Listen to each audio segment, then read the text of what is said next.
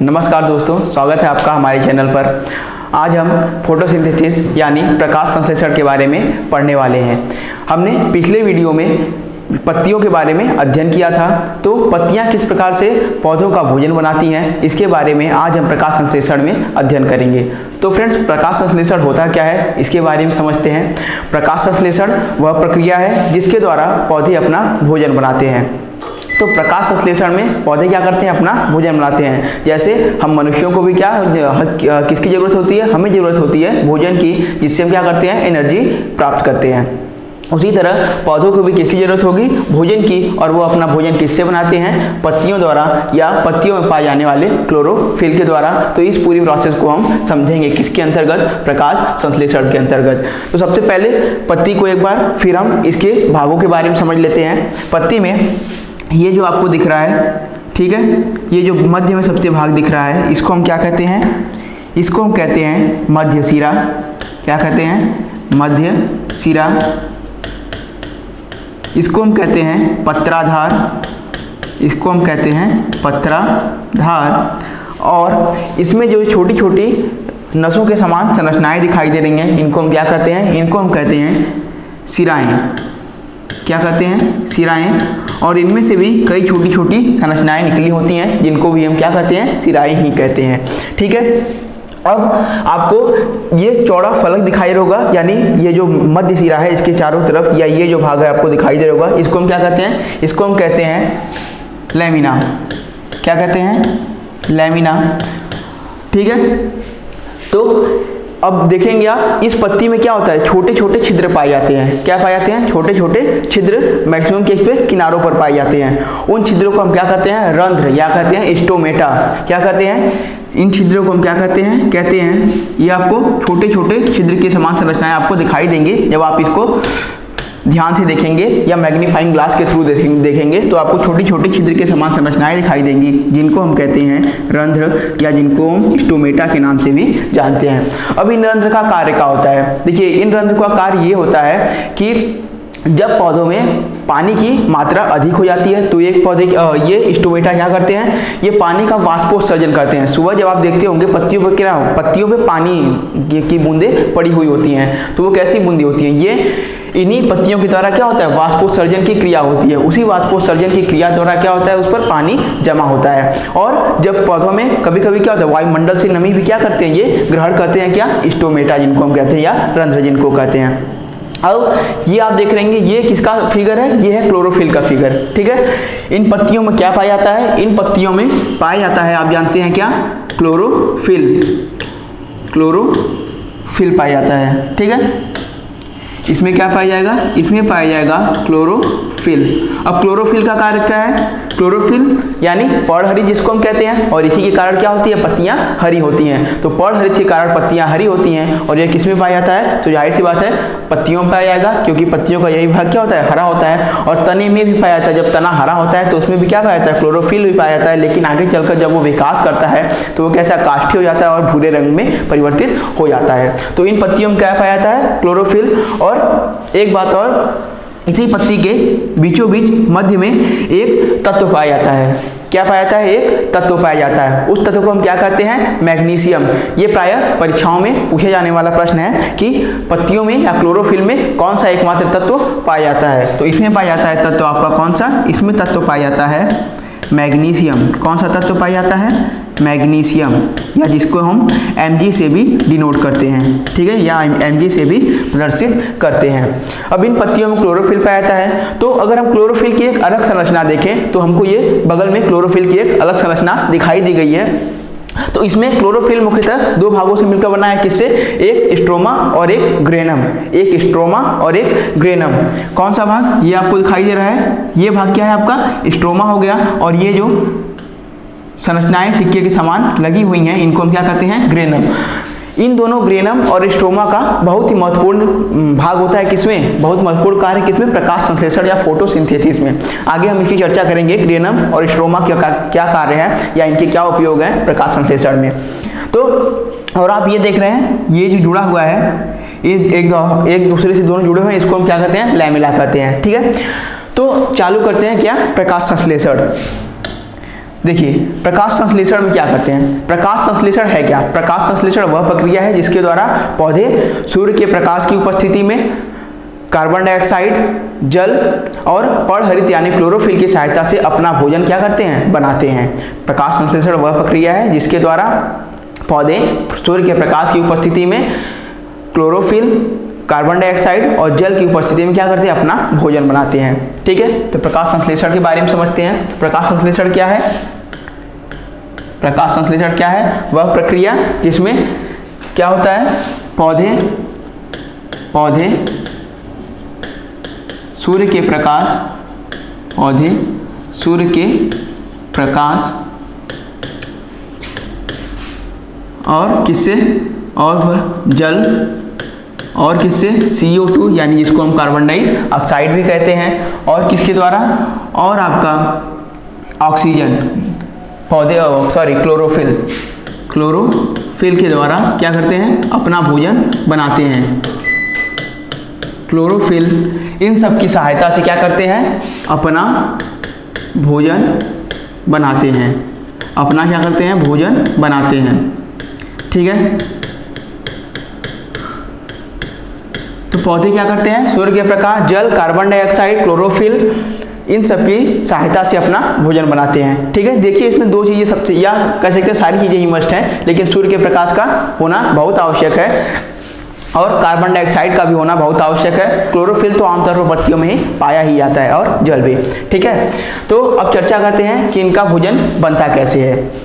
तो मान लीजिए ये कोई क्या हुआ? पौधा हुआ हमारा। ठीक है, और ये पौधे की क्या हुई? जड़ें हुई। मान लीजिए ये पौधे की क्या है? जड़ें हैं। और ये हमारा पेड़ है एक, इसमें क्या है? बहुत सारी पत्तियां निकली हुई हैं। ठीक है, तो अगर हम इसकी बात करें तो सबसे पहले हम चलते हैं इनके भागों के बारे में समझते हैं। देखिए सूर्य का प्रकाश आप जानते हैं कि हमें वायुमंडल से या सूर्य देवता जी मेहरबान है तो हमको क्या है? सूर्य का प्रकाश तो मिलता ही रहेगा। दूसरी चीज जल। अब जल पौधों में कहाँ से आता है? आपको पिछले पढ़ाया गया था, जड़ जब हम पढ़ा रहे थे तो हमने बताया क्या जड़ों में क्या होती है? मूल रोम होते हैं या रूट हेयर्स होते हैं, जिनके द्वारा क्या होता है? यहाँ जो जमीन में उपस्थित जल होता है, इन जल का क्या होता है? अवशोषण होता है। किसके द्वारा? मूल रोमों द्वारा। और वह जल क्या होता है? पहुँचाया जाता है ऊपर, कहाँ तक? पत्तियों तक, या कह सकते हैं पौधों के अन्य भागों तक, या जो अंतिम भाग हो पौधे का वहां तक जल इन मूल रोमों द्वारा अवशोषित करके पहुंचाया जाता है। अब यहां से अवशोषित कर लिया गया, लेकिन अब यहां से यहां तक पहुंचाया कैसे जाएगा? बाकी भागों में पहुंचाया कैसे जाएगा? बाकी भागों में पहुंचाया जाता है किसके द्वारा? जाइलम के द्वारा, संवहन ऊतक। ठीक है, ऊतकों के बारे में हम आपको पढ़ाएंगे तो बताएंगे। वैसे संवहन ऊतक दो प्रकार के होते हैं, उसकी चर्चा हमने पीछे की थी, जाइलम और फ्लोएम। ठीक है, तो इसमें जो आपका जाइलम पार्ट है, जाइलम है, वो क्या करता है? जल का संवहन करता है। ठीक है, जाइलम क्या करता है? जल का संवहन करेगा। अब जल का संवहन कैसे होगा? जल का संवहन कैसे होगा? तो जल का संवहन होगा किसके द्वारा? आपका परासरण के द्वारा। ठीक है, परासरण है किसके द्वारा होगा? परासरण के द्वारा। किसके द्वारा होगा? परासरण के द्वारा जल का संवहन होता है, जिसको हम क्या कहते हैं? ऑस्मोसिस नाम से भी जानते हैं। परासरण को हम किस नाम से जानते हैं? ऑस्मोसिस। तो सबसे पहली चीज लिखते हैं कि सूर्य का प्रकाश हमें मिलता है। ठीक है, सूर्य का प्रकाश मिल गया हमें। अब अगली चीज क्या हो जाएगी हमारी? अगली चीज इसमें हो जाएगी कि जल। ठीक है, जल कैसे मिलता है? जल पौधों की पत्तियों तक, जल पौधों की पत्तियों तक, जल पौधों की पत्तियों तक किसके द्वारा पहुंचाया जाता है? ये पहुंचाया जाता है परासरण या ऑस्मोसिस के द्वारा। किसके द्वारा? परासरण या ऑस्मोसिस के द्वारा, या जिसको हम क्या कहते हैं? ऑस्मोसिस भी कहते हैं। ऑस्मोसिस के द्वारा पहुंचाया जाता है। ठीक है, ऑस्मोसिस पत्तियों तक ऑस्मोसिस के द्वारा पहुंचाया जाता है। ठीक है, ऑस्मोसिस के द्वारा पहुंचाया जाता है। और अब अगली चीज़ क्या हुई? अगली चीज़ है हमारी कार्बन डाइऑक्साइड। अब कार्बन डाइऑक्साइड कैसे मिलता है? आपको पता है कि वायुमंडल में क्या विद्यमान है? बहुत सारी गैसें विद्यमान है, और उसी में एक हिस्सा किसका है? कार्बन डाइऑक्साइड का, जो लगभग 0.03% तक है। ठीक है, तो ये आपका क्या है, कार्बन डाइऑक्साइड। अब कार्बन डाइऑक्साइड पौधों की पत्तियों द्वारा क्या होता है, लिया जाता है या ग्रहण किया जाता है। ठीक है, तो वो कैसे ग्रहण किया जाएगा, वो ग्रहण किया जाएगा विसरण विधि द्वारा। ठीक है, किसके द्वारा, विसरण विधि द्वारा। CO2 गैस विसरण विधि द्वारा, CO2 गैस विसरण विधि द्वारा ग्रहण किया जाता है। किसके द्वारा ग्रहण किया जाता है, विसरण विधि द्वारा ग्रहण किया जाता है। ठीक है, यह किसके द्वारा होगा, विसरण विधि द्वारा। अब जल की बात हो गई, सूर्य के प्रकाश की बात हो गई, एक बचा आपका क्लोरोफिल, जो पत्तियों में क्या है, पहले से मौजूद है, या जिसको हम पर्णहरित भी कहते हैं। अब दो चीजें आपको यहाँ समझ में आई होंगी, क्या, एक परासरण और एक क्या है आपका विसरण, जिसको हम डिफ्यूजन भी कहते हैं। क्या कहते हैं, इसको हम डिफ्यूजन भी कहते हैं। एक शॉर्ट टर्म में समझते हैं परासरण और विसरण को। देखिए, परासरण क्या होता है, जब जल के अणुओं की गति अधिक सांद्रता से कम सांद्रता की ओर हो। जब जल के अणुओं की गति अधिक सांद्रता से कम सांद्रता की ओर हो तो उसको हम क्या कहते हैं, परासरण कहते हैं। ठीक है, तो यहां से जल मिला, जल की धाप कहां चला गया, पौधे की पत्तियों तक। जल क्या हुआ, नीचे से अवशोषित हुआ और पहुंच गया पौधे की पत्तियों तक। तो यहाँ पे देखिए, जमीन में क्या है, जल की अधिकता है। ठीक है, तो जब यहाँ पर जड़ के आसपास जल की अधिकता है तो यहाँ सांद्रता क्या हुई, जल की अधिक हुई। अब पौधों की पत्तियों में क्या होगा, इसकी तुलना में या इस भाग की तुलना में इस भाग में क्या है, जल की सांद्रता कम है। तो जाहिर सी बात है, तो जल की अणुओं की अधिक सांद्रता से कम सांद्रता की ओर गति को हम क्या कहेंगे, परासरण या ऑस्मोसिस कहेंगे। तो जल के अणुओं की गति क्या होगी, अधिक सांद्रता से कम सांद्रता की ओर, यानी जल के अणु क्या होंगे, जड़ से लेकर पत्तियों तक आसानी से पहुंच जाएंगे। अब यही बात हम कार्बन डाइऑक्साइड के संबंध में अगर हम करें तो कार्बन डाइऑक्साइड, अब विसरण क्या होता है, विसरण वह प्रक्रिया है जिसमें क्या होता है, गैसों का अधिक सांद्रता से कम सांद्रता की ओर क्या होता है, गमन होता है। अब आप समझते हैं, जैसे ये मान लीजिए पत्ती है कोई, ठीक है, ये कोई पत्ती है। अब यहाँ पर वायुमंडल में क्या है, CO2 की अधिकता है। क्या हो रही है, वायुमंडल में CO2 की अधिकता है और पत्तियों में क्या है, CO2 की कमी है। यानी बाहर सांद्रता अधिक, अंदर सांद्रता कम, तो गैसों का अधिक सांद्रता से कम सांद्रता की ओर गमन क्या कहलाएगा आपका विसरण या डिफ्यूजन।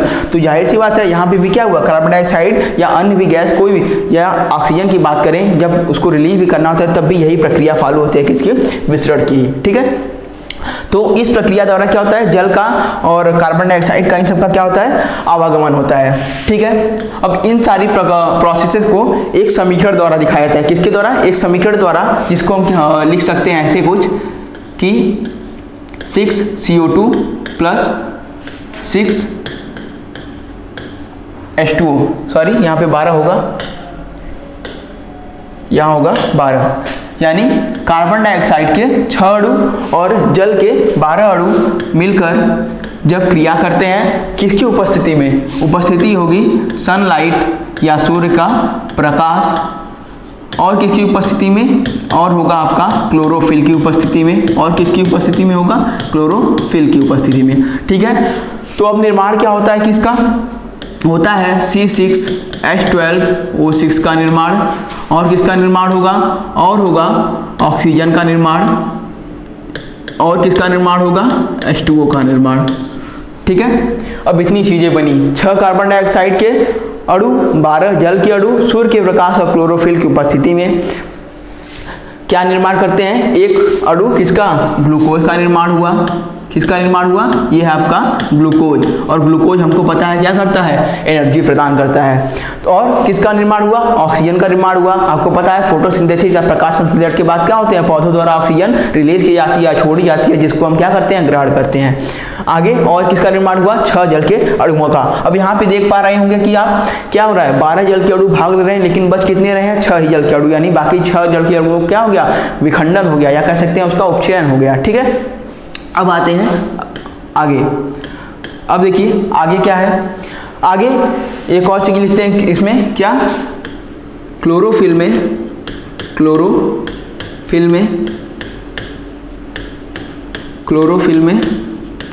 क्या होता है, एक अणु क्या पाया जाता है, मैग्नीशियम, एक अणु मैग्नीशियम। ठीक है, एक अणु किसका पाया जाता है, मैग्नीशियम का, एक अणु मैग्नीशियम का क्या होता है, पाया जाता है। ठीक है, ये चीज जान गए हम।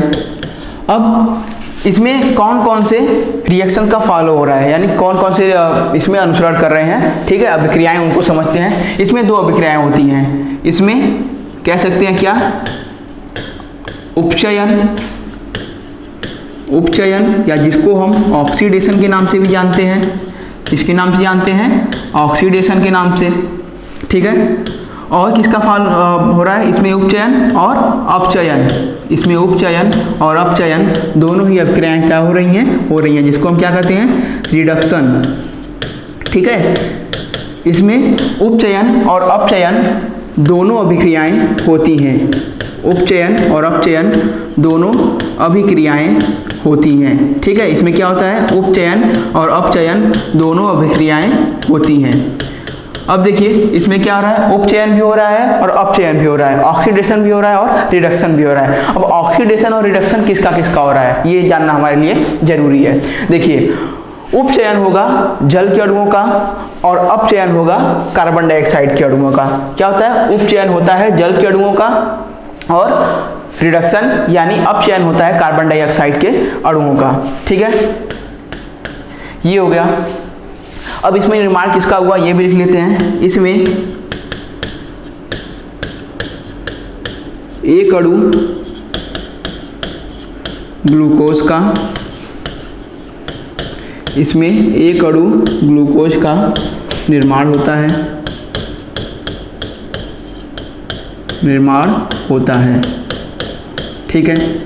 चलिए क्या हो रहा है, एक अणु ग्लूकोज का निर्माण हो रहा है और किसका निर्माण हो रहा है, और इसमें जल और ऑक्सीजन का भी निर्माण हो रहा है, जल व ऑक्सीजन का भी क्या हो रहा है, निर्माण हो रहा है।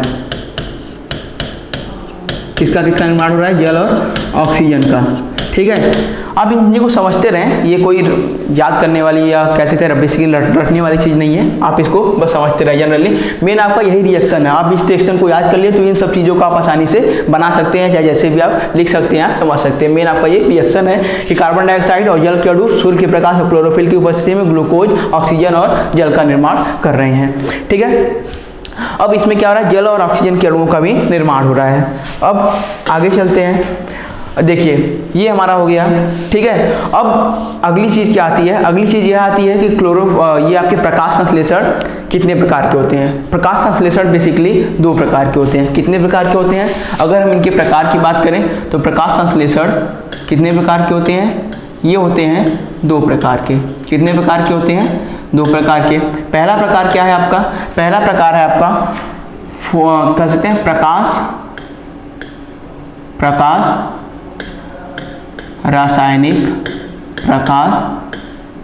रासायनिक अभिक्रिया, ठीक है। क्या है आपका, प्रकाश रासायनिक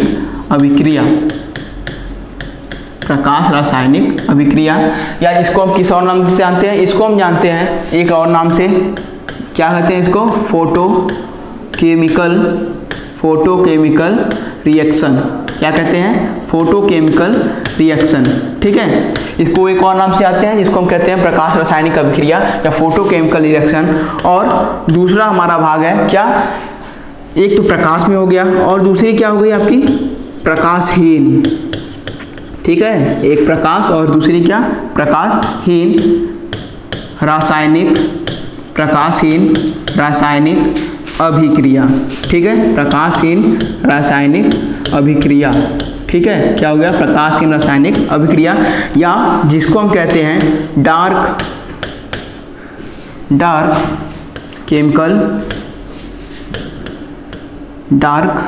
केमिकल रिएक्शन, ठीक है। अब इसके नाम से स्पष्ट क्या है, प्रकाश रासायनिक अभिक्रिया यानी फोटोकेमिकल रिएक्शन, जो प्रकाश की उपस्थिति में हो, प्रकाशहीन यानी जो प्रकाश की उपस्थिति में नहीं होगी, ठीक है। एक प्रकाश रासायनिक अभिक्रिया और दूसरी प्रकाशहीन रासायनिक अभिक्रिया। अब देखिए प्रकाश रासायनिक अभिक्रिया में क्या होता है, देखिए हम आप देखते होंगे कि जरूरी तो नहीं है कि खाली दिन में ही पौधे अपना भोजन बनाते हो या सूर्य के प्रकाश की उपस्थिति में बनाते हो, वो रात को भी अपना भोजन क्या करते हैं, बना सकते हैं, ठीक है।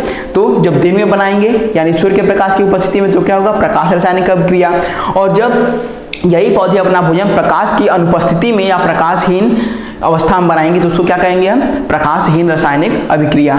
तो सबसे पहली चीज इसमें लिख लेते हैं, इसमें क्या हो जाएगा, ये क्या करते हैं, सूर्य के प्रकाश की उपस्थिति में भोजन बनाते हैं। ठीक है, सूर्य के प्रकाश की उपस्थिति में भोजन बनाते हैं। ठीक है, क्या करते हैं, सूर्य के प्रकाश की उपस्थिति में भोजन बनाते हैं। चलिए, अब इन्होंने क्या किया, सूर्य के प्रकाश की उपस्थिति में भोजन बनाते हैं।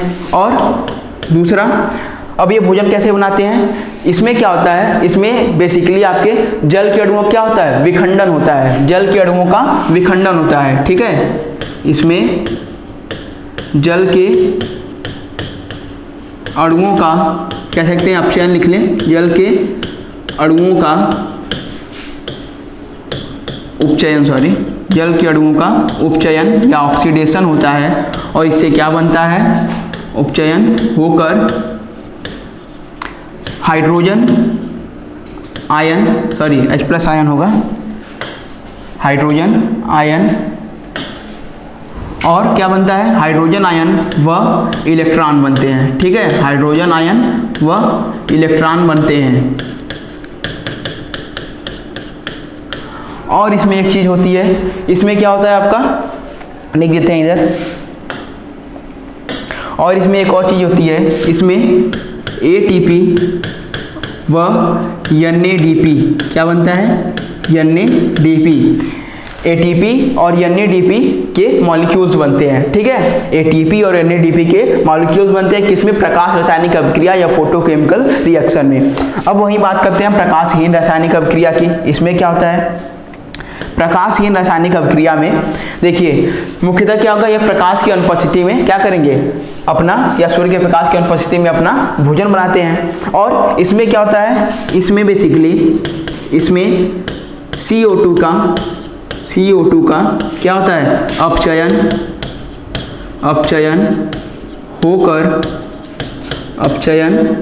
होकर क्या होता है, इसमें CO2 का अपचयन होकर ग्लूकोज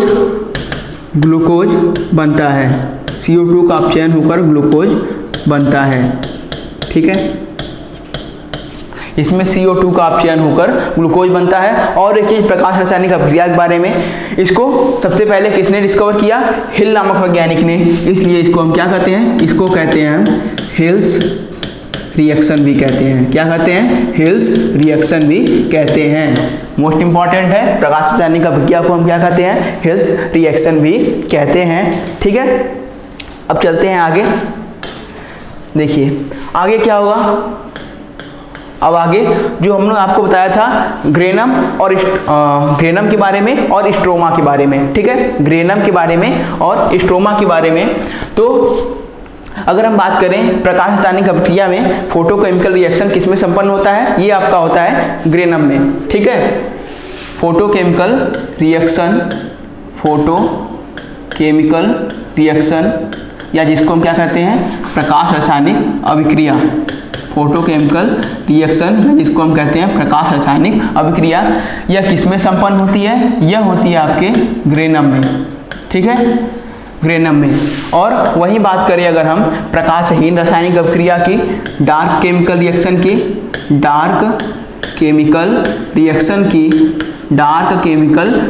की, तो यह किसमें संपन्न होगी, यह संपन्न होगी आपके स्ट्रोमा भाग में। कौन से भाग में, स्ट्रोमा भाग में। इसको हम लिख देते हैं ग्रेना और इसको लिख देते हैं स्ट्रोमा। ठीक है, प्रकाश रासायनिक अभिक्रिया ग्रेना भाग में और प्रकाशहीन रासायनिक अभिक्रिया स्ट्रोमा भाग में संपन्न होती है। और एक चीज देखिए, आपको पता है कि श्वेत प्रकाश में बहुत सारे रंग पाए जाते हैं जिनको हम विब्ग्योर नाम से भी जानते हैं। ठीक है, तो उसमें क्या होता है, आपके यह पर्ण जो हैं बेसिकली 3 कलर को लेते हैं। कौन कौन से, उनके नाम हैं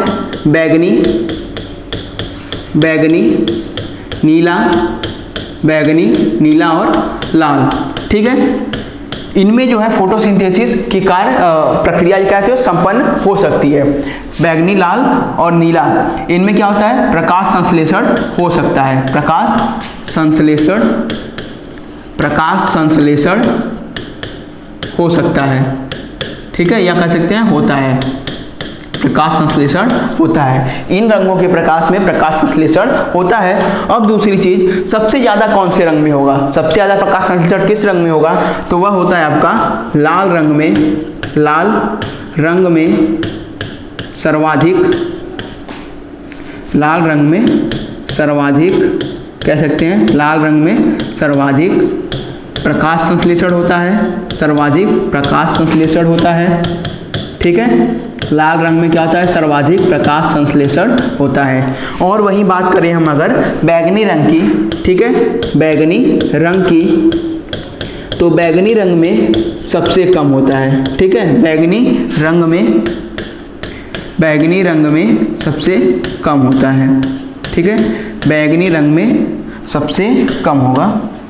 बैगनी रंग में क्या होगा प्रकाश संश्लेषण की क्रिया सबसे कम होती है, ठीक है, बैगनी रंग में प्रकाश संश्लेषण की क्रिया सबसे कम होती है। तो आपने देखा क्या, प्रकाश संश्लेषण क्रिया में चार चीजें मोस्ट इंपॉर्टेंट थी, जल है आपका, क्लोरोफिल है, सूर्य का प्रकाश है, और कार्बन डाइऑक्साइड, ठीक है। तो ये जो कार्बन डाइऑक्साइड है इसकी भी एक निश्चित मात्रा होती है, ठीक है, जब पत्तियों के आसपास कार्बन डाइऑक्साइड की मात्रा, अगर जो नियत मात्रा होती है उसकी एक जो नियमित मात्रा होती है, अगर उससे कम कार्बन डाइऑक्साइड मिलेगी तब भी प्रकाश संश्लेषण की क्रिया संभव नहीं हो सकती। अगर उस निश्चित मात्रा से कार्बन डाइऑक्साइड की मात्रा अधिक हो जाए तो प्रकाश संश्लेषण की क्रिया तब भी संभव नहीं हो सकती, यानी उसकी जो नियमित मात्रा है उतनी ही क्या होगी, उतने में ही उसका फोटोसिंथेसिस होगा। जिस प्रकार से हमें आपको, अगर हमारी क्षमता क्या है 8 रोटी की है, तो हमें अगर 1 रोटी खिलाई जाए तो हम जीवित रह पाएंगे या क्या कर सर्वाइव नहीं कर पाएंगे, या हमको 8 या 16 कर दिया जाए फिर भी हम सर्वाइव नहीं कर पाएंगे, यानी जो हमारी नियमित मात्रा है हमें उतना ही क्या करना चाहिए, ग्रहण करना होगा। जस्ट वही प्रक्रिया फॉलो होती है आपके पौधों के साथ भी।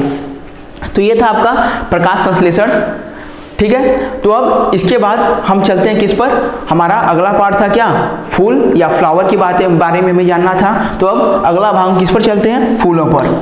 चलिए अगला पार्ट हमारा क्या है, फूल या फ्लावर, फूल या फ्लावर, फूल या फ्लावर,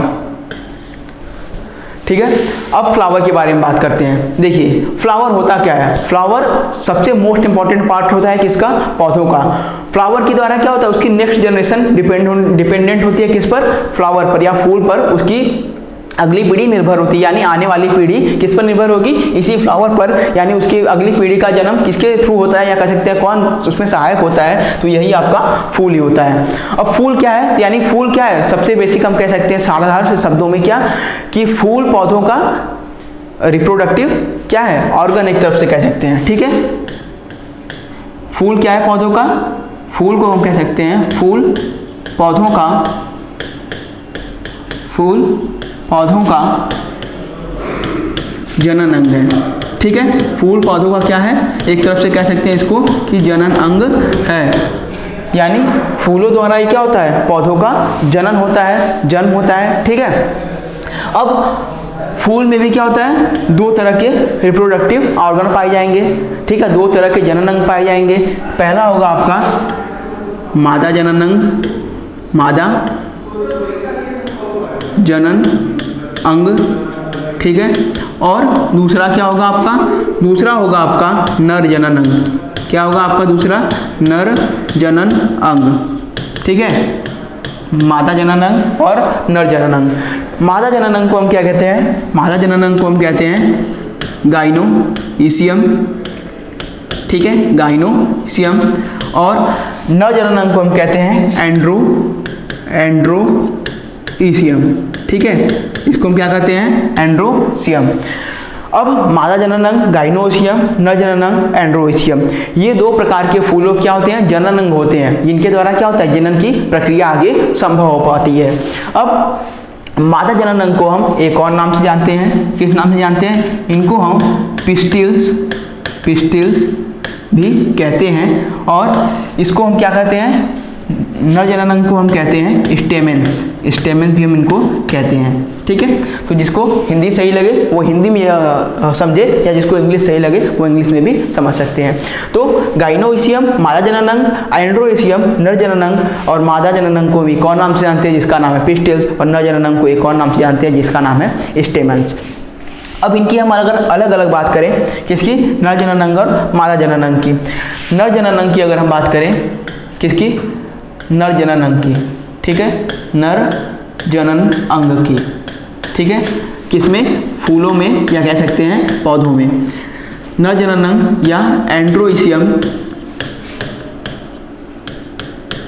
तो इसके कितने भाग होते हैं, यह भी कुल 3 भागों से निर्मित होता है। कौन कौन से हैं वो भाग, पहला भाग है आपका एंदर, या जिसको हम कहते हैं पराग कोश, ठीक है, इसको हम क्या कहते हैं, पराग कोश।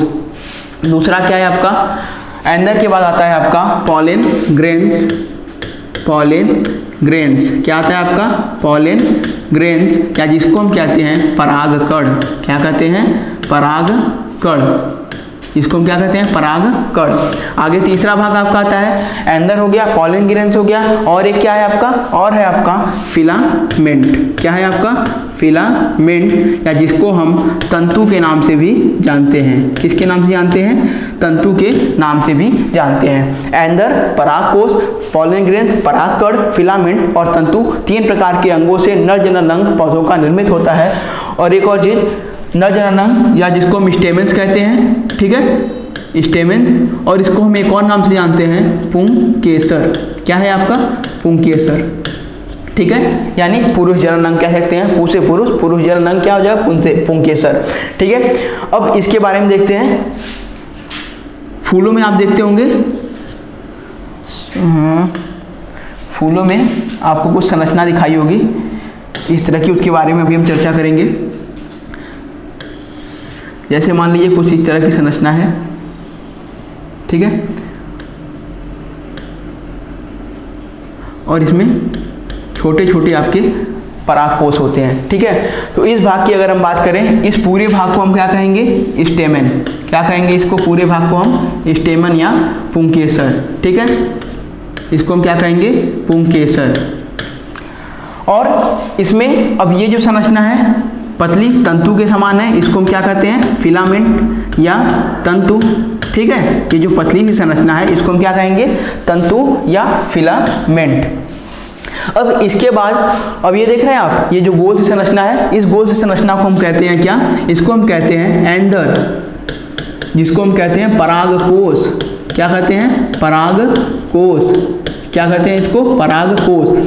अब परागकोश में ये क्या स्थित होते हैं, ये छोटे छोटे जो दाने समान संरचनाएं दिखाई दे रही हैं आपको, यही परागकोश में क्या है, परागकण, क्या है ये है परागकण, या जिसको हम कहते हैं पॉलन ग्रेन्स, क्या कहते हैं, पॉलन ग्रेन, इनको हम क्या कहते हैं, परागकण, ठीक है, क्या कहेंगे, परागकण या पॉलन ग्रेन्स। एक हो गया आपका फिलामेंट, एक हो गया आपका परागकोश, और उसी परागकोश के अंदर निर्मित है परागकण या पॉलन ग्रेन्स, और इस पूरे भाग को या संरचना को क्या कहेंगे हम, स्टेमेन या पुंकेसर, ठीक है। अब आगे चलते हैं किस पर, आगे चलते हैं मादा जनन अंग पर, किस पर, मादा जनन अंग पर, किस पर, मादा जनन अंग पर। मादा जनन अंग को हम क्या कहते हैं, इसको हम कहते हैं, मादा जनन अंग को हम क्या कहते हैं, मादा जनन अंग को हम कहते हैं